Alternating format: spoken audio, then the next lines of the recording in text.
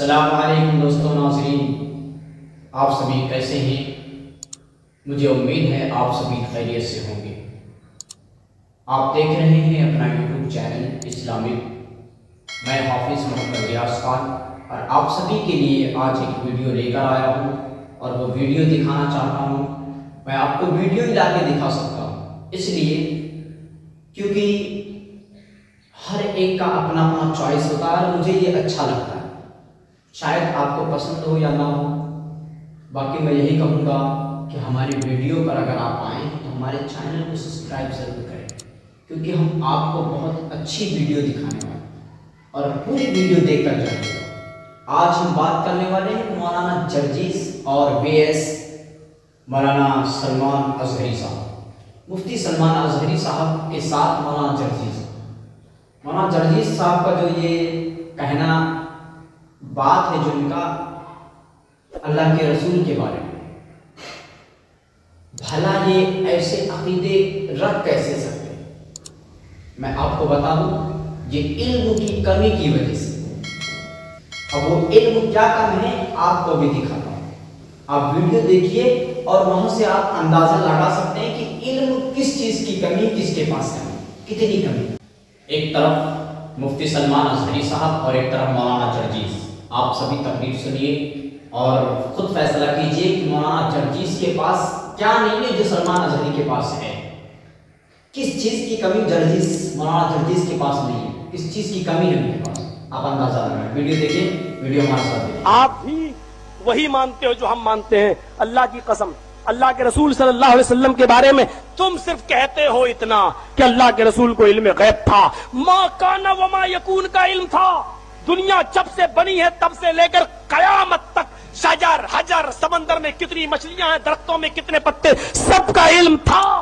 یہ تم عقیدہ رکھتے ہو، لیکن جب سوال کیا جاتا ہے کہ یہ بتاؤ، جب حضرت عائشہ صدیقہ پر تہمت لگ رہی تھی اور عبداللہ ابن ابی ابن سلول نے جب مذاق اڑایا تو اللہ کے نبی جناب محمد رسول اللہ اتنے پریشان رہے، آپ کہہ سکتے تھے آئے عبداللہ ابن ابی تم جھوٹ بول رہے ہو، ہماری بیوی عائشہ پاک دامن ہے، پاک دامن، کیونکہ مجھے علم ہے، میں علم غیب رکھتا ہوں، مجھے معلوم ہے۔ اتنا بڑا الزام لگ رہا ہے۔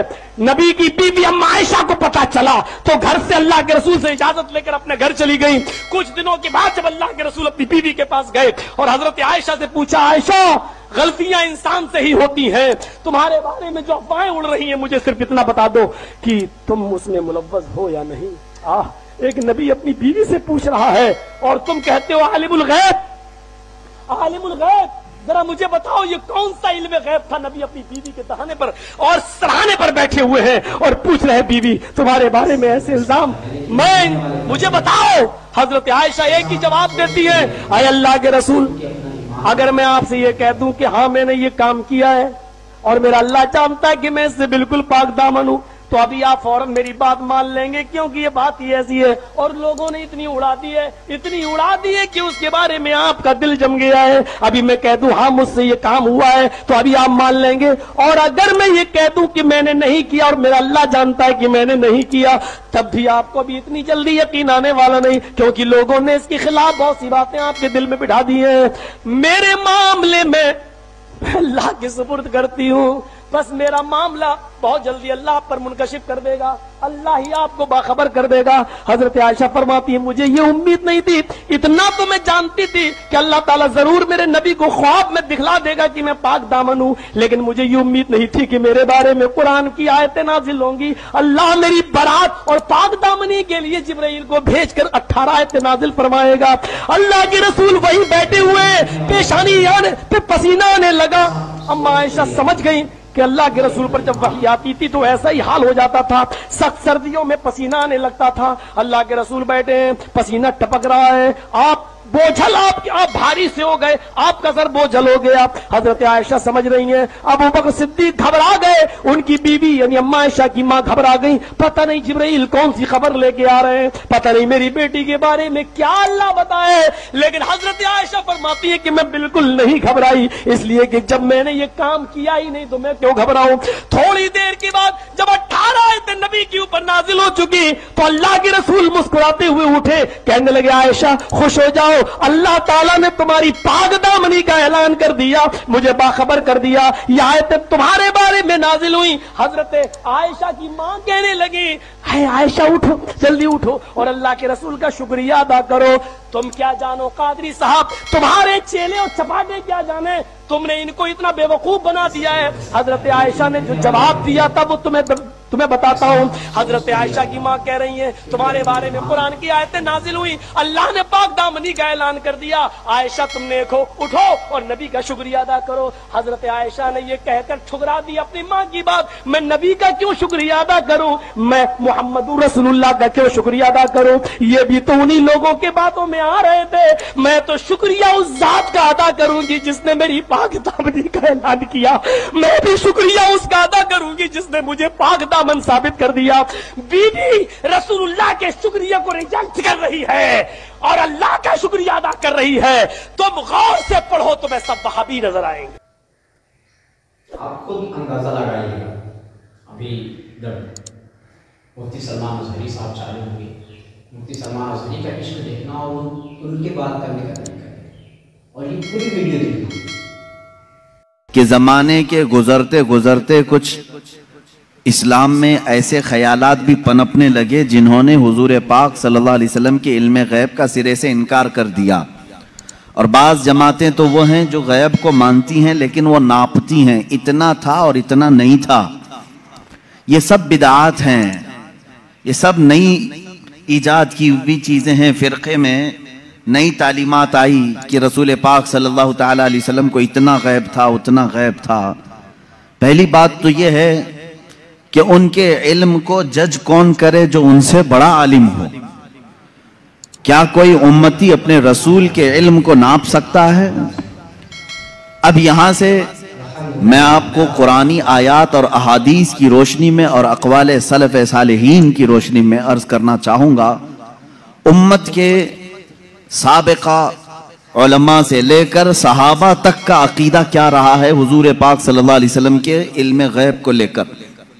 और आज अगर ये हमारे ज़माने में फितने का बाइस बन गया, आपस में झगड़े और निज़ा और जंगो जदाल का बाइस बन गया, तो ये समझने की ज़रूरत है कि ये मसला निकला कहाँ से है। जबकि सहाबा में इस बात पर किसी का इख्तिलाफ नहीं था कि हुजूर को इल्म गैब था कि नहीं था।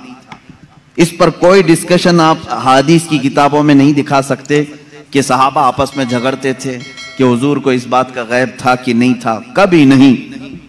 बल्कि सहाबा तो सहाबा हैं, उस जमाने के जो मुशरिकीन थे, जो काफिर थे, उनका भी अकीदा था कि जो नबी होता है वो गैब की खबरें देता है, उनका भी अकीदा था।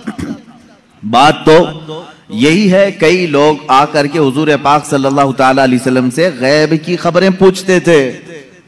अगर आप अल्लाह के नबी हैं तो फलां चीज बता दीजिए, अगर आप अल्लाह के नबी हैं तो फलां चीज बता दीजिए।